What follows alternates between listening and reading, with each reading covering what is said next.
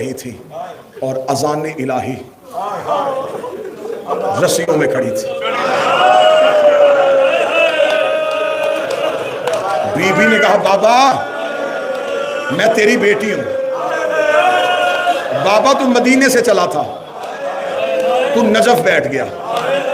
حسین مدینے سے چلا, حسین کربلا بیٹھ گیا. بابا میں اب رہوں گی شام, اب میں شام سے نہیں جاؤں گی. بابا اب نہیں میں شام سے جاؤں گی. بابا میں نے فتح کیا ہے. آج بھی شام کے ایئرپورٹ پہ اترو. ندیم بھائی آپ سیدہ کے حرم کے نوکر ہیں. آج بھی شام کے ایئرپورٹ پہ اترو, شام کے ریلوے اسٹیشن پہ جاؤ, کوئی کسی کا نام نہیں لے رہا. ایک ہی آواز آ رہی ہے, زینبیہ اسکت خاموش, انا اذان من اللہ, میں تمہاری طرف اللہ کی اذان بن کے آیا ہوں, ورسول ہی, اور رسول کی طرف سے آیا ہوں, اور میں تمہیں کہنے کے لیے جو ہونا تھا وہ ہو چکا. آج کے بعد کوئی کافر حدود حرم میں نہیں آئے گا. آج کے بعد کوئی کافر حدود حرم میں نہیں آئے گا. یہ جملہ علی نے کہہ دیا اور خدا نے ایسی مہر ثبت کی کہ آج تک کوئی کافر حدود حرم میں نہیں آیا. علی کی آواز آئی, آج کے بعد کوئی کافر حدود حرم میں نہیں آئے گا. ایک مشرکوں کے سردار نے سر اٹھا کے دیکھ کے کہا, اے علی اگر ہم آئے تو تو کیا کرے گا؟ علی نے فرمایا بھول گئے جو حال تمہارے بتوں کا کیا تھا.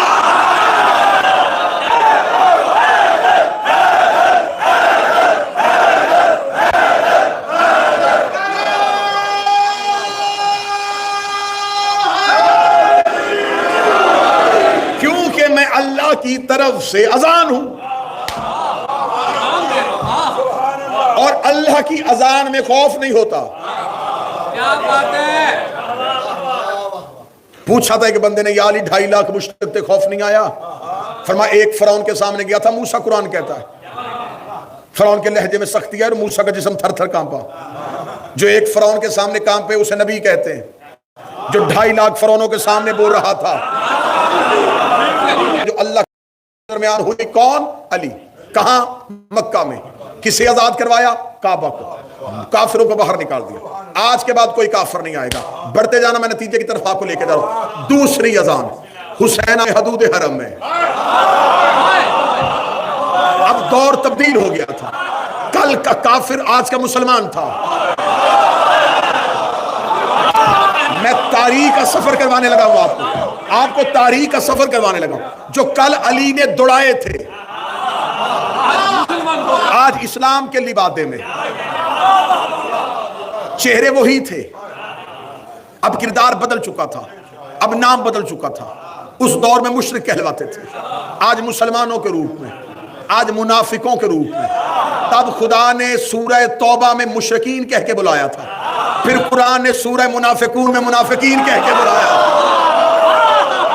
اور یہ بات ذہن میں رکھیے گا, ظاہری دشمن کو للکارنا آسان تھا. چھپا ہوا دشمن جس کے بدن پہ احرام تھا, علی نے کیا کہہ کے نکالا تھا, لیکن نکل جاؤ مشرکو, اور مشرکو نکلو, انا اذان من اللہ, میں اللہ کی طرف سے اذان ہوں. حسین حدود حرم سے نکلنے لگے.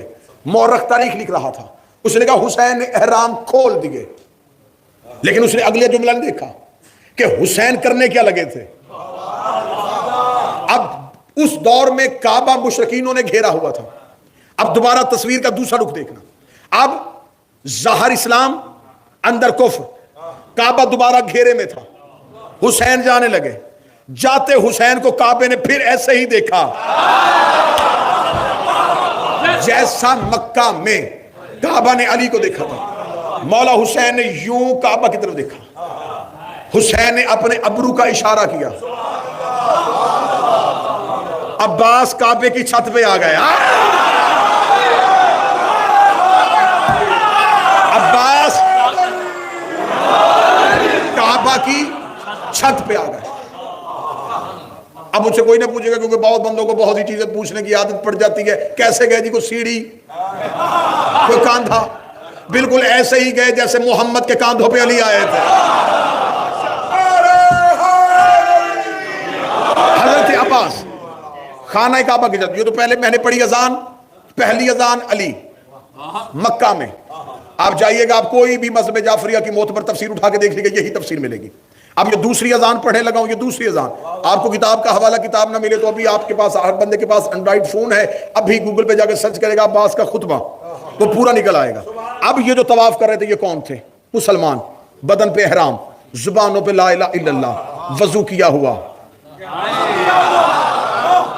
اللہ کے گھر کا طواف کر رہے تھے. حسین نے عباس کو دیکھا، عباس کعبہ کی چھت پہ آئے. چلے میں جملہ، اہل زبان اگر کوئی بیٹھا ہے یا لفظ قدر کرے گا تو میں جملہ تبدیل کر دیتا ہوں. کعبہ کی چھت نے عباس کے تلووں کو چوما. یہ جملہ اچھا ہے، یہ جملہ بہتر ہے. کعبہ کی چھت نے عباس کے پاؤں کے تلووں کو چوما. عباس کعبہ کی چھت پہ آئے. اب جتنا اچھا آپ نے یہ جملے کا استقبال کیا، اتنا اچھا اگلے جملے کا استقبال کیجئے گا. عباس نے یوں جھک کے رینگتے ہوئے حاجیوں کو دیکھا.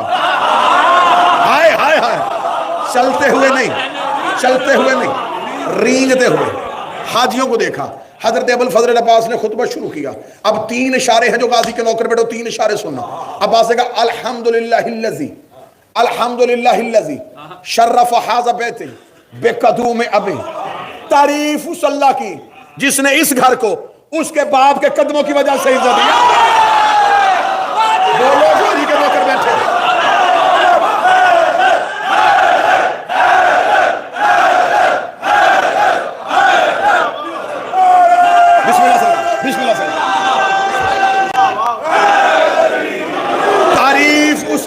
تعریف اس اللہ کی جس نے اس گھر کو اس کے باپ کے چہرے کی وجہ سے نہیں، ہاتھوں کی وجہ سے نہیں، قدموں کی وجہ سے عزت دی. جس نے اس گھر کو اس کے بابا کے، رکو گے یہیں پہ، غازی کے جو نوکر بیٹھے ہو، مولا عباس علی آپ کے بھی تو بابا ہیں. آپ یہ کہہ دیتے کہ تعریف اس اللہ کی جس نے اس گھر کو میرے بابا کے قدموں کی وجہ سے عزت دی. عجب نہیں کہ آواز عباس آئے. جہاں حسین بیٹھا ہو نا وہاں اپنا تعارف نہیں پڑھتے.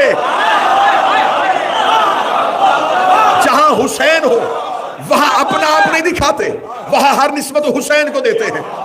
تعریف اس اللہ کی جس نے اس گھر کو اس کے باپ کے قدموں کی وجہ سے عزت دی. سخی عباس کا جملہ انہوں میں گردن کٹواؤں گا اور جو مجھے داد دے گا مجھے نہیں. سخی عباس کو خراج پیش کرے گا، ہاتھوں کو اٹھا کے عباس کو داد دے گا. حضرت عباس نے ان کی طرف دے گا من کان بیت الام سے اصبح قبلۃ. یہ صرف گھر تھا، اسے قبلہ ہم نے کیا ہے. یہ صرف گھر تھا.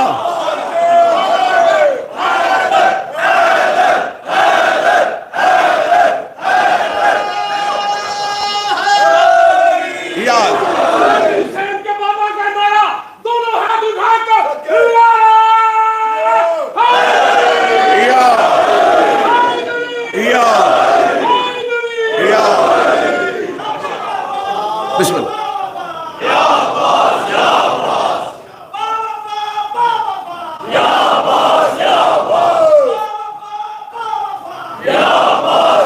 بسم اللہ.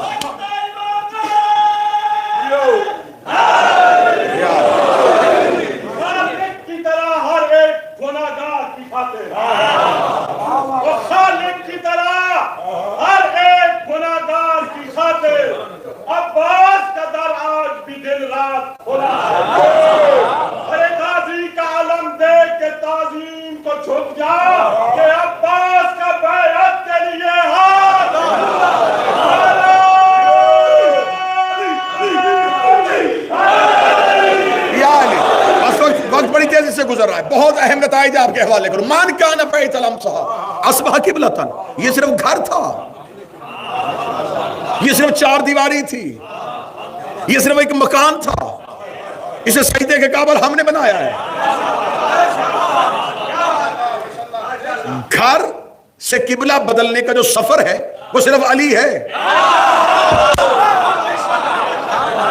اس کا مطلب قبلہ ہوتا ہی وہ ہے. جہاں علی ہوتا من کان بیت الام سے اصبح قبلۃ. یہ صرف گھر تھا، اسے قبلہ ہم نے کیا ہے. لو سر اٹھاؤ جو عباس کے نوکر بیٹھے ہو، جو سخی عباس کے علم کے آگے ہاتھ جوڑ کے اپنی حاجتیں مانگتے ہو، وہ سخی عباس کا جملہ سننا. حضرت عباس نے یوں چلتے ہوئے حاجیوں کو دیکھ کے کہا ایھا الکافرۃ والفاجرہ. او کافرو، او فاجرو، او کافرو، او فاجرو.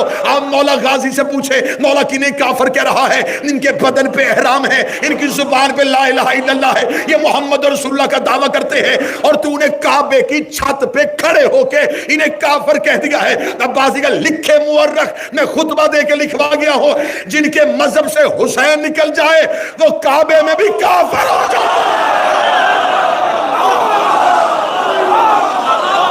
بسم اللہ بسم اللہ. جن کے مذہب سے ہاتھ یہیں پہ ہے تو پھر یہیں پر اگلا جملہ سن لینا. جن کے مذہب سے حسین نکل جائے وہ کعبہ میں بھی کافر ہو کے کھڑا ہوتا ہے. میرے بادشاہ نے اگلا جملہ کیا کہا؟ فرمایا اے کافرو اے فاجرو تم کیا سمجھتے ہو تم نے حسین کو حج نہیں پڑھنے دیا. اگر وہ چاہے کعبہ اوڑھ کے حسین کے قدموں میں آ جائے. عباس کا اتنا کہنا تھا یا کعبے کی بنیادوں نے ہلنا شروع کیا. حسین نے ہلتا ہوا کعبہ دیکھا. حسین تیز قدموں سے دوڑے کعبے کی دیوار پہ ہاتھ رکھے رک تجھے بچانے تو میں جا رہا ہوں. کعبے کی دیواروں سے آواز آئی مولا عباس کو روک لے ورنہ باپ نے ایک دیوار پھاڑی تھی یہ چار ہو گیا.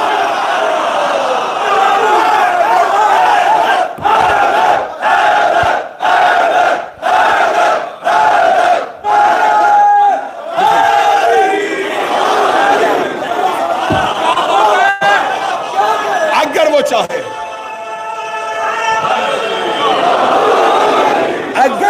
چاہے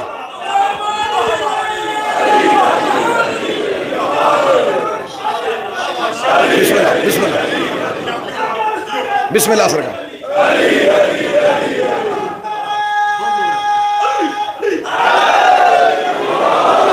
باپ نے عباس خطبہ دے رہے ہیں عباس بول رہے ہیں باپ نے مشرکوں سے پاک کیا تھا بیٹے نے کافروں سے پاک کیا. اور عباس خطبہ دیتے دیتے کہنے لگا تم کیا سمجھتے ہو علی کا بیٹا ہو کے بول رہا ہوں انا اذان من اللہ و رسول ہی میں اللہ اور اس کے رسول کی طرف سے تمہاری طرف اذان بن کے آیا ہوں. سر اٹھا وہ بندہ جو عباس سننے آیا ہے. ادھر عباس نیچے اترے کہ مسلمان سامنے کھڑا ہو کے کہتا نہ محمد زندہ نہ رسول زندہ تو نے کسے کہہ دیا کہ تجھے رسول نے بھیجا ہے. عباس کے چہرے پہ جلالت کی سرخی آئی. حسین کے قدموں پہ ہاتھ کا بھول گئے حسین و منی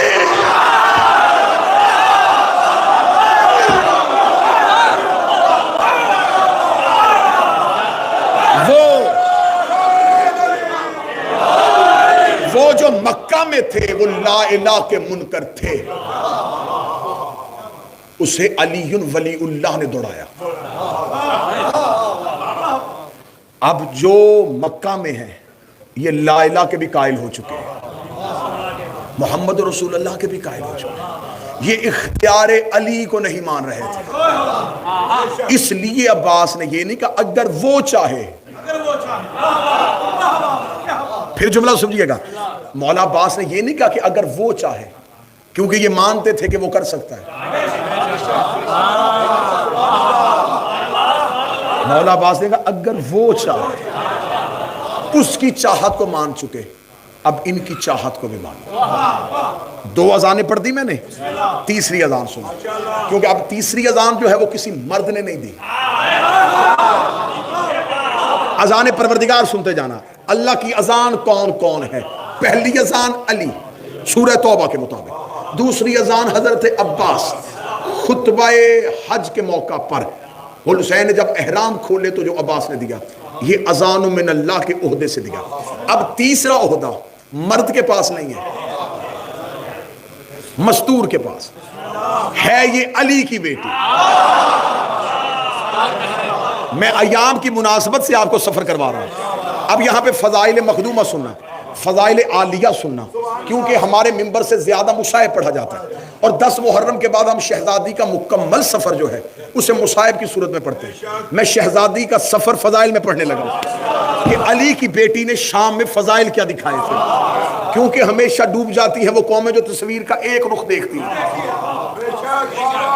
آئیے ذرا دیکھیے شہزادی کو بازار شام میں فضائل کے روپ میں. یہاں میں ایک لفظ کہوں کیونکہ بی بی کی مکمل زندگی ہمیں کتابوں سے مصائب کی صورت میں ملی ہے. تو ہمیں بی بی کے فضائل بھی بی بی کے مصائب سے کشید کرنے پڑتے ہیں. آپ ایک مصائب بی بی کا پڑھتے ہیں, میں فضائل پڑھ رہا ہوں. مصائب پڑھا جاتا ہے کہ شام میں غریباں سیدہ نے سید الساجدین کو اٹھائے اور لے کے آئے. یہاں آپ نے کیا سمجھا؟ کیا آپ کے ذہن میں آیا؟ کیا معاذ اللہ آپ نے یہ سمجھا تھا کہ سید الساجدین چل نہیں سکتے تھے؟ تو جو شام میں غریباں نہیں چلے وہ بازار میں کیسے چلے تھے؟ یا پھر معاذ اللہ آپ یہ کہیں گے امامت کمزور ہو چکی تھی؟ یہاں کمزوری امامت نہیں, یہاں مقام زینب دکھانا تھا.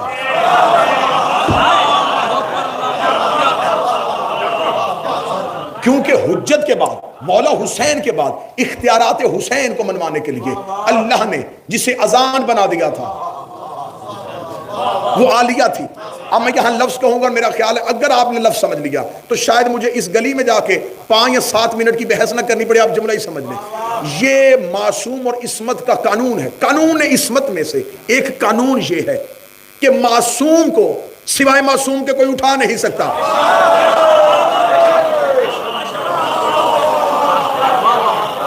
فتح مکہ پہ امیر المومنین رسول کے کاندھوں پہ آئے. کسی نے پوچھا یا رسول اللہ آپ نے علی کو کیوں اٹھایا؟ فرمایا یہ امامت کا بوجھ ہے, سوائے نبوت کے کوئی نہیں اٹھا سکتا. پھر حضرت عباس ابن عبد المطلب جب رسول کے تبرکات لینے آئے تو مولا علی نے سر پہ امامہ رکھ کے اور عبا دے کے کہا اٹھیے, وہ نہ اٹھ سکے. فرمایا اے علی مجھ سے کیوں نہیں اٹھا جا رہا؟ فرمایا یہ نبوت کا بوجھ ہے, سوائے امامت کے کوئی نہیں اٹھا سکتا. حجت کو جب بھی اٹھائے حجت اٹھاتی ہے. شام غریبہ علی کی بیٹی نے سجاد کو پشت پہ اٹھا کے زمانے کو بتا دیا پھپھی بھتیجے کی مدد نہیں کر رہی, حجت حجت کو اٹھا رہی. عالیہ حجت ہے. ماتمیوں خدا را عظمت عالیہ کو سمجھ لیں. عظمت عالیہ ایک جملے میں صدا سے معافی مانگ کے سنو کتنی عظمت ہے عالیہ کی. 5 حجتوں کی مشیر ہے. امیر المومنین شہزادی سے مشورہ کر رہے, امام حسن شہزادی سے مشورہ کرتے ہیں, امام حسین شہزادی سے مشورہ کرتے ہیں. مولا سجاد ان کے حکم کے بغیر چلتے نہیں ہیں. جناب باقر ان کے احکامات کو وحی کا درجہ دیتے ہیں. جو 5 حجتوں کی سرپرست ہو اسے عالیہ کہتے ہیں. اب میں بی بی کی ایک اذان پڑھنے لگا ہوں کہ یہ بھی اللہ کی طرف سے اذان ہے. اور ایک بات ہمیشہ ذہن میں رکھیے گا, خدا نے عالم النساء جو خواتین کی دنیا ہے اس میں خدا نے برگزیدہ خواتین کا تذکرہ کیا ہے.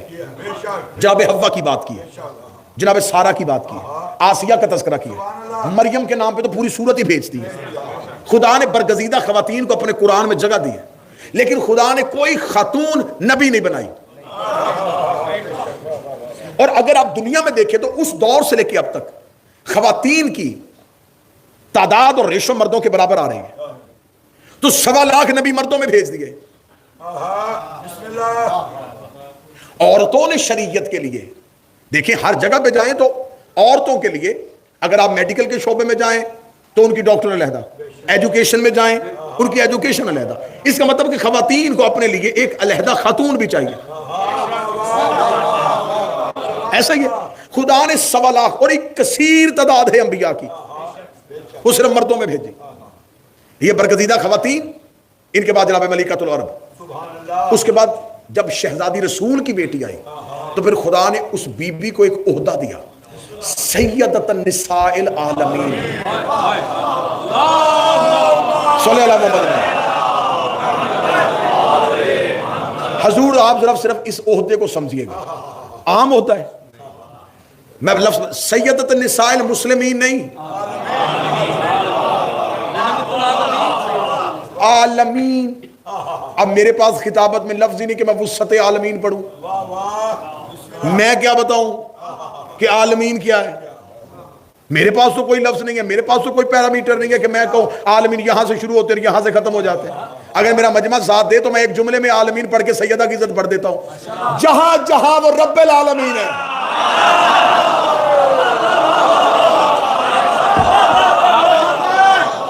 وہاں وہاں شہزادی سیدۃ النساء العالمین. اب اگر کسی کو اس کی ربوبیت کا دائرہ پتہ چل جائے تو وہ پڑھ سکے گا کہ عظمت سیدہ کیا ہے. اب جو اردو خطابت, اللہ اب اگر کوئی اردو خطابت کی باریکی کو سمجھے تو میں یہاں جملہ کہنے لگا. یہ شہزادی اپنی سیرت میں اتنی کامل و اکمل تھی جس نے کائنات کی اول سے لے کے قیامت تک آنے والی ہر خاتون کو 1.25 لاکھ نبیوں کی ہدایت سے بے نیاز کر دیا.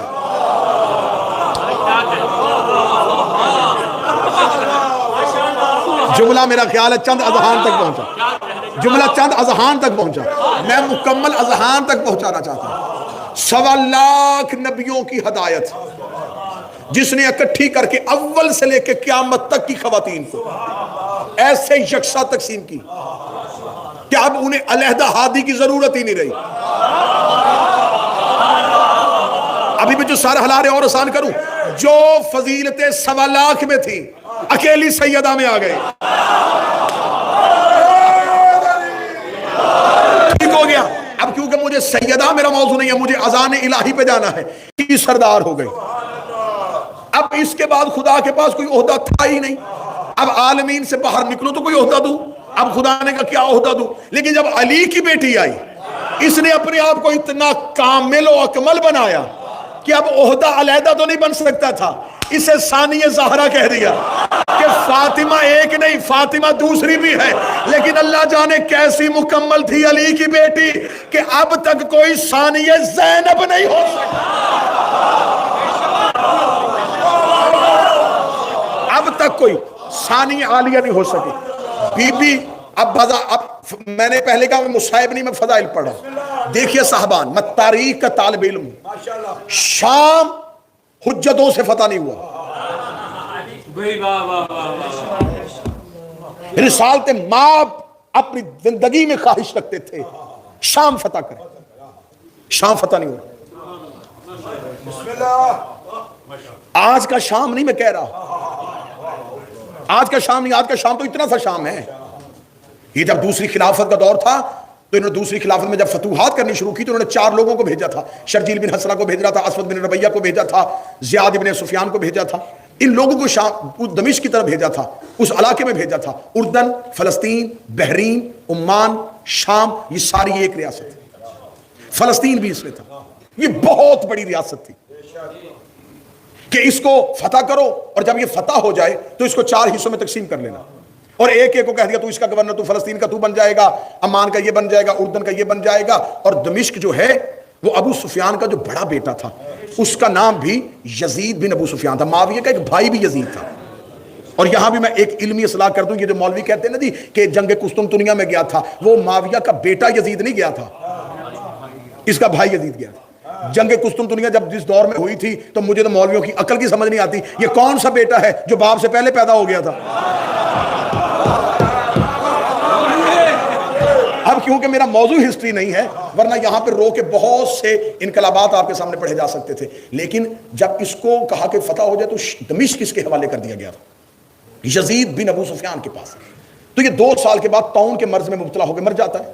اس کا چھوٹا بھائی معاویہ بن ابو سفیان, دمشق اس کے حوالے کر دیا جاتا ہے. جب تیسری خلافت کا دور آتا ہے تو کیونکہ بنو امیہ کو عہدے دیے جاتے ہیں اس خلافت کے دور میں, ہر ایک کو جو جتنے چچا زاد خالہ زاد تھے ان سب کو عہدے دیے جاتے ہیں. تو اس میں معاویہ بن ابو سفیان کو یہ کہا جاتا ہے کہ یہ جتنا شام ہے نا یہ سارا تیرے پاس آ جائے گا. تو اس میں اردن, فلسطین, یہ سارا اس کو دے دیا گیا. یہ کب ملا تھا؟ میں اب جملہ صرف ایک پڑھنے لگا ہوں. یہ اس کو مل رہا ہے 16 ہجری میں. 42 سال مسلسل شام میں اس میں حکومت کی ہے.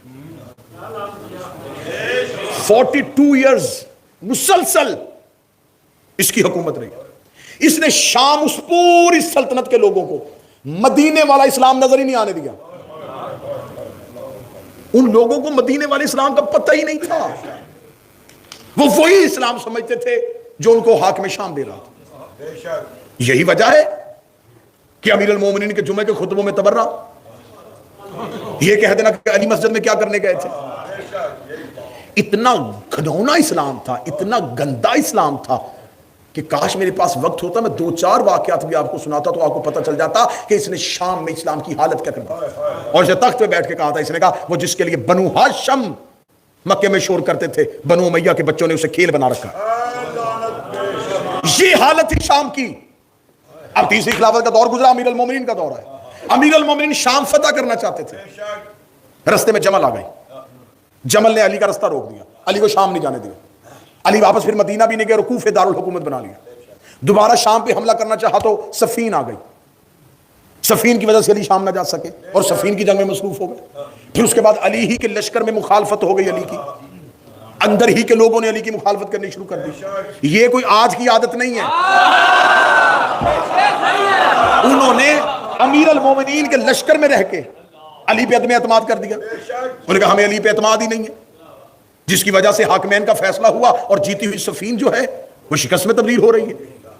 ابھی امیر المومنین سفین سے نکلتے ہیں تو خارج علی کو نہروان میں لے آتے ہیں، اور مقدسین کا گروہ ہے، انہیں کتابوں میں تاریخ میں مقدسین لکھا گیا ہے۔ مقدسین کیوں لکھا گیا؟ ان کے چہرے پہ داڑیاں اور ماتھے پہ سجدوں کے نشان، ہاتھوں پہ لمبی تسبیحاں، اور یہ عبادت گزار کا روح بنا کے علی کے سامنے آ گئے، اور 40 ہجری کو مولا علی کی شہادت ہو جاتی۔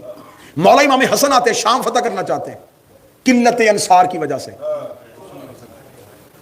کم لوگ ہونے کی وجہ سے امیر جناب امام حسن مجتبی شام نہیں جاتے۔ اب صلی اللہ محمد وعلیہ۔ اب جناب امام حسین شام فتح کرنا چاہتے ہیں، لیکن کوفہ والے بے وفائی کر دیتے ہیں، کربلا میں امام حسین کی شہادت ہو جاتی ہے۔ 4 حجتوں کی خواہش تھی فاتح شام بننا،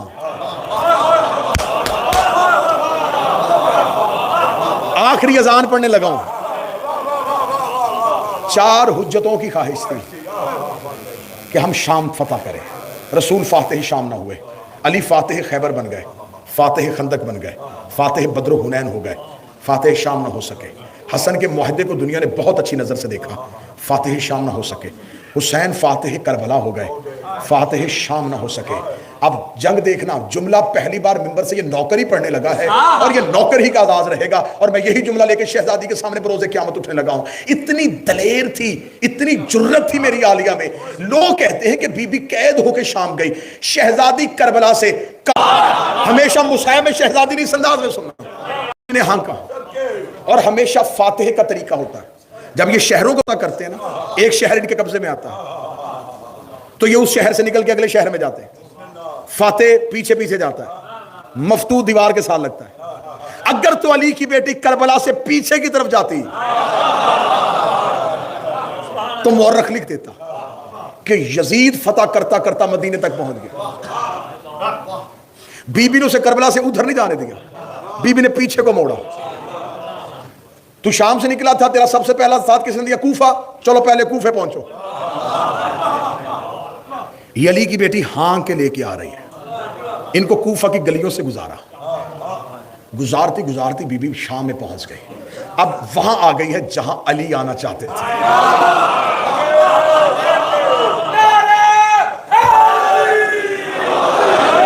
اب میں اس مرحلے میں داغ سے بے نیاز ہو گیا ہوں، جس مرحلے پہ گفتگو آ گئی ہے واللہ با حسین میں داغ سے بے نیاز ہو گیا ہوں۔ بی بی شام لے آئی، یہاں رسول آنا چاہتے تھے، یہاں علی آنا چاہتے تھے، حسن کی خواہش تھی، حسین کی خواہش تھی۔ بی بی شام کے باہر پہنچی، یہ ہے شام۔ بڑے بڑے محل دیکھے، ملوکیت کو دیکھا، سلطنت کو دیکھا، تخت اور تاج دیکھے، لشکر دیکھے۔ بی بی نے کہا اچھا یہ تھی وہ طاقت جو میرے بابا کے خلاف تو نے 42 سال اکٹھی کی، یہ تھی وہ طاقت جو تو نے حسن کے خلاف استعمال کی۔ اس گھر میں بیٹھ کے سازشیں کرتا تھا، یہاں سے مشیر بھیجتا تھا، یہاں سے گورنروں کو خط لکھتا تھا۔ بی بی نے کہا پھر اب میری بھی جنگ دیکھنا، رسول کا قاتل چھپے گا، علی کا قاتل چھپے گا، حسن کا قاتل چھپے گا، اب میں تم سے بدلہ لوں گی، اب میں تمہیں گالی نہ بناؤں، مجھے زینب نہ کہنا۔ اب جو اس تخت میں بیٹھا تھا اسے عبرتناک شکست نہ دو، مجھے علی کی بیٹی نہ کہنا۔ اب بی بی فاتحانہ انداز میں، فاتحانہ انداز میں بی بی بازار شام کو رونتی ہوئی، بی بی ان کے بڑے بڑے قصر کو اپنے زمین بوس کرتی ہوئی شہزادی روتی ہوئی فاتح خیبر کی بیٹی اپنے خطبے کی تلوار کو، بابا جس بات پہ قابو رکھے گا ورنہ مجھے مجبوراً مصاحب کا رخ پڑنا، یوں خطبے کی تلوار کو بے نیام کرتی ہوئی، اپنے لفظوں کی دھار سے رگیں کاٹتی ہوئی شہزادی فاتح بن کے اس کے دربار میں داخل ہوئی۔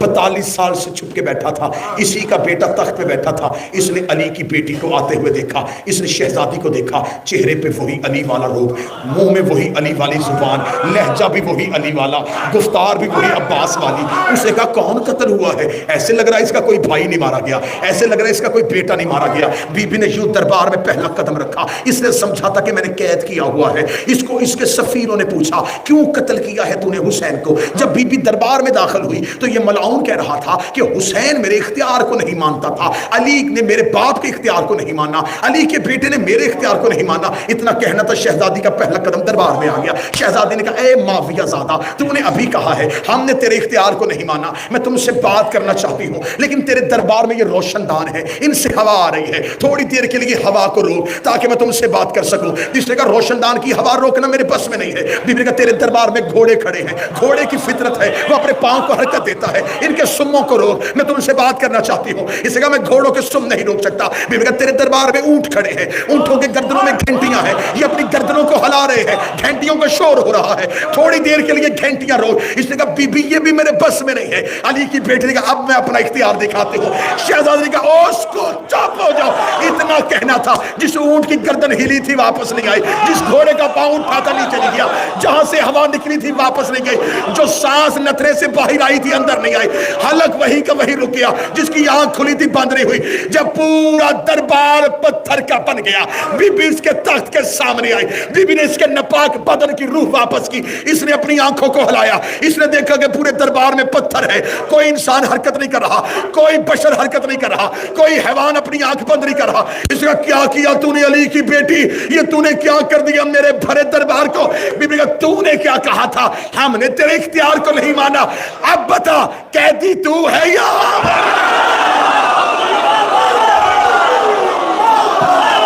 قیدی تو ہے یا ہم ہے؟ اب بتا ہم نے تیرے اختیار کو نہیں مانا تھا یا تو نے ہمارے اختیار کو نہیں مانا تھا؟ ہم تو مشیت الہی کے پابند تھے۔ اس نے دربار میں چہرے پہ موت کی زردی لا کے کہا علی کی بیٹی تو نے میرے دربار میں ہر جسم سے جان کیوں نکال دی ہے؟ بی بی کہا سن انا اذان من اللہ۔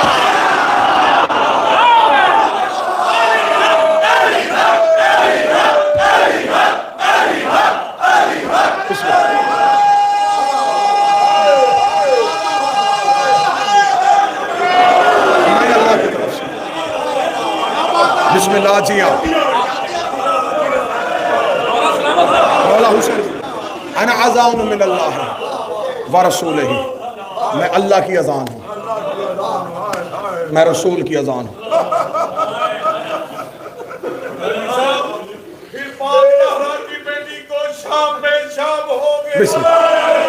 انا اذان من اللہ، میں اللہ کی اذان ہوں۔ یہی وجہ تھی میرے ماتمیوں کہ اس نے، اب تم نے ساری زندگی ذاکروں اور سے خطبہ اور علماء سے سنا، نوکر کی زبان کا جملہ ہے سید مجھے دعا دے کے چلے جانا، کوئی میری کسی سے ذاتی دشمنی نہیں ہے۔ یہ آل محمد کی گھر کی دشمنیاں جو اپنے کاندھوں پہ اٹھا کے پھر رہا ہوں، جو اپنے بچے چھوڑ کے در بدر پھر رہا ہوں نا، یہ بطول کے گھر سے وفا کا نتیجہ ہے۔ مجھے کسی سے کوئی مطلب نہیں، کوئی لینا دینا نہیں، صرف سیدوں سے دعا لینے لگا ہوں۔ یہی وجہ ہے جب بی بی نے کہا نا میں اللہ کی اذان ہوں، اس نے شام میں اذانیں دلوانی شروع کی۔ اسی لمحے دربار میں اذانوں کی آواز گونجی کہ لوگوں کو پتا چلے کہ اذان یہ نہیں، اذان یہ ہے۔ اذانیں ہو رہی تھی اور اذان الہی رسیوں میں کھڑی تھی۔ بی بی نے کہا بابا میں تیری بیٹی ہوں، بابا تو مدینے سے چلا تھا، تو نجف بیٹھ گیا، حسین مدینے سے چلا، حسین کربلا بیٹھ گیا، بابا میں اب رہوں گی شام، اب میں شام سے نہیں جاؤں گی، بابا اب نہیں میں شام سے جاؤں گی، بابا میں نے فتح کیا ہے۔ آج بھی شام کے ایئرپورٹ پہ اترو، ندیم بھائی آپ سیدہ کے حرم کے نوکر ہیں، آج بھی شام کے ایئرپورٹ پہ اترو, شام کے ریلوے اسٹیشن پہ جاؤ, کوئی کسی کا نام نہیں لے رہا, ایک ہی آواز آ رہی ہے, زینبیہ زینبیہ زینبیہ. اللہ جانے کیسے فتح کیا شام.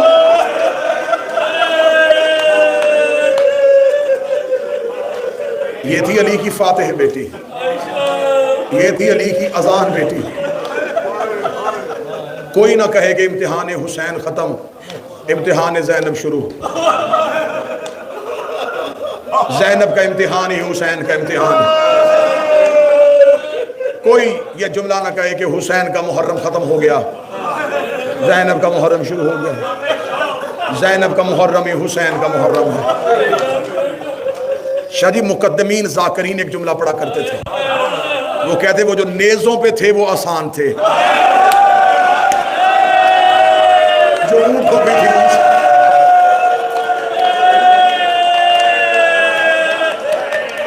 بس اسی دربار کا ایک جملہ سن لو, وقت میں بہت زیادہ پڑ گیا. اللہ اس بارگاہ کو سلامت رکھے, اللہ اس کے منتظمین عہدیداران جتنے بھی ہیں, خدمت گزار شہزادی کسی کا محتاج نہ کرے. تم حسین کے گھر کی نوکری کرتے ہو, بی بی تمہیں کسی کا محتاج نہ کرے. میں ڈر گیا ہوں ماتمیوں سے, میں جملہ کھول لوں گا نہیں, میں اشارہ کروں گا. یہ ملاؤن تخت پہ تھا, رسیوں میں تھی قرآن کی صورتیں.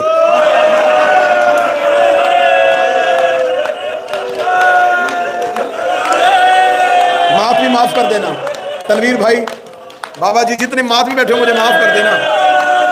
عمران بھائی جو رسی یاسین کے گلے میں تھی وہی کوثر کے گلے میں تھی. یاسین اپنی کمر سیدھی کرتی, کوثر کے تلوے زمین سے اڑ جاتے, رو کے کہتی اماں کمر جھکا, میرے گلے کی رسی تانگ ہو گئی.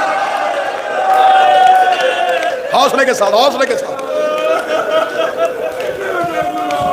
تم محرم کا ماتم کر چکے, اب تمہیں انتظار ہے چہلم کا. چہلم کا انتظار. بھائیوں کے پرسے بہنوں کو دیے جاتے ہیں. چہلم ہے علی کی بیٹی کے حصے کا سود. یہ پرسہ دینا ہے تم نے شہزادی کو. میری ذمہ داری ہے, میں جتنا چھپا سکوں گا اتنا چھپاؤں گا. یہ ملاؤن تخت پہ تھا. میں کہتا ہوں کہ اسی جملہ پڑھنے کے بعد انسان کچھ نہ پڑھے نا, روتا رہے. غیرت مند شیعہ کے لیے پوری زندگی رونے کے لیے یہی جملہ کافی ہے کہ قرآن کی صورتیں رسیوں کے ساتھ دیوار پہ تھی. نہ جملہ سننا, یہ ملاؤن تخت میں تھا, اس کے ہاتھ میں شراب کا جام تھا, اس نے شراب کا جام نیچے رکھے گا, ان میں سے علی کی بیٹی کا,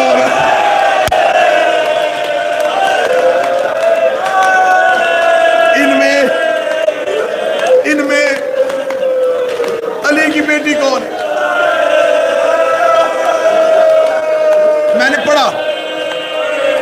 میں نے پڑھ دیا نا, تم نے سن لیا. کوئی عباس کے دل سے پوچھے کہ عباس کی کیا حالت ہوئی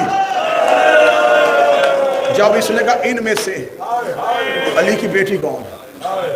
ایک ملاؤن دائیں کھڑا تھا, اس کا وہ جو سب سے آخر میں سفید سر والی ضعیفہ ہے نا, وہ ان کی کنیز ہے. اس کی کمر کے پیچھے سر رکھ کے جو کھڑی ہے نا, وہ علی کی بیٹی ہے. اس کا یہ سفید سر والی ضعیفہ کون ہے؟ کیا لگا یہ ان کے گھر کی کنیز ہے. اس کا کنیزیں پیچھے کھڑی ہوتی ہیں, یہ اپنی مالکن کے آگے کیوں کھڑی ہے؟ اس کا ہم نے پورے رستے ہی سے بڑا مارا ہے, اس نے بی بی کا پردہ نہیں چھوڑا. یہ علی کی بیٹی کے آگے سے ماتم کی تیاری کرنا تو سیدہ کے موقع. ہم نے پورے رستے بڑا ظلم کیا, اس نے علی کی بیٹی کا پردہ نہیں چھوڑا. اس نے کہا میں نہیں مانتا, تم نے ظلم کیا ہوتا یہ رستہ نہ چھوڑتی, میری آنکھوں کے سامنے آزماؤ. نہیں پڑھوں گا, مجھے پتا ہے تم نرم دل ہو, تم سے برداشت نہیں ہونا. اس نے کوئی لوہے کی چیز لی, یہ چلا. میں جملہ چھپانے لگا, یہ فضا کے قریب گیا.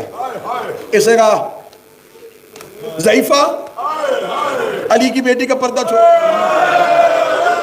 بی بی فضا کی طرف دیکھ لگی، آج کے دن کے لیے تو نبی سے زندگی مانگی تھی،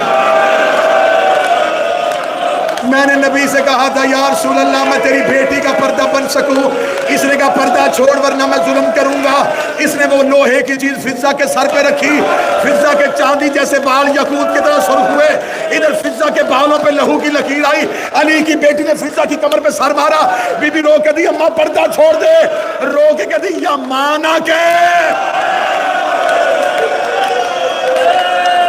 یا ماں نہ کہے، یا پردہ چھوڑنے کا نہ کہے، مجھے بتا آج تیری ماں ہوتی وہ تجھے اس نجس ترین ماحول میں بغیر پردے کے چھوڑتی، مر جائے گی فضا، نہیں چھوڑے گی تیرا پردہ، اور سید و احسان مانو فضا کے، اس نے پورے بازار شام میں اپنا پاؤں نہیں بدلا، یہ کہتی تھی میری غیرت کا وارہ نہیں کرتی، میں پاؤں اٹھاؤں کسی بے غیرت کی نظر زینب کے پاؤں پہ چلی،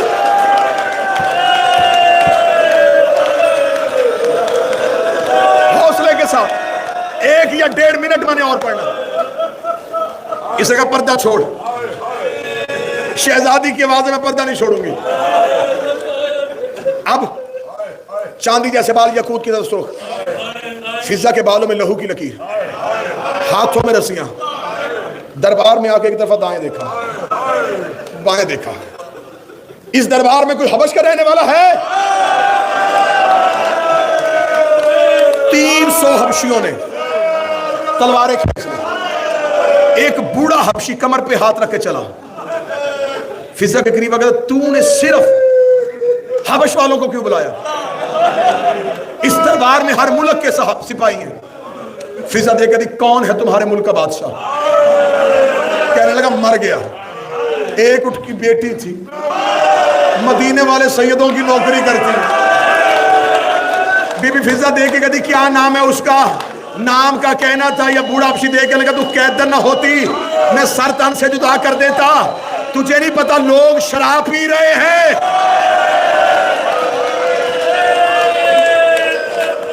تجھے نہیں پتا لوگ شراب پی رہے اور تو نے مجھ سے ہماری شہزادی کا نام پوچھ لیا؟ بی بی فضا کہتی تو نہیں بتاتا تو میں بتاتی ہوں، اس کا نام میمونہ تھا، بوڑھے حبشی نے اپنے ابروؤں کو اٹھایا، کہنے لگا تو میمونہ کو جانتی ہے؟ جملہ پڑھو جس نے گھروں تک باتیں کرنا ہے، بوڑھے حبشی نے ابرو اٹھائے تھے، فضا نے اپنے بالوں کو ہٹایا، دیکھ کہتی پہچان سکتا ہے؟ یہ دیکھ رہا اگر تو میمونہ ہے میں تجھ سے بولوں گا نہیں، کیوں چھوڑی سیدوں کی نوکری، کیوں آئی شرابی کے دربار میں؟ فضا کی آواز آئی آنکھیں بند کر، اکیلی نہیں آئی،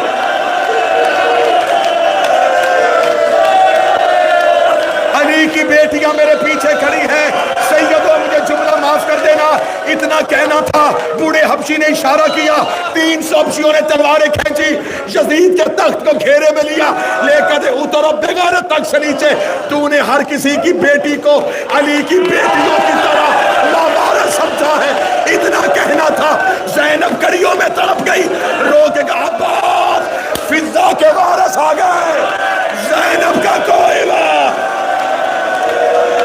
ماتم حسین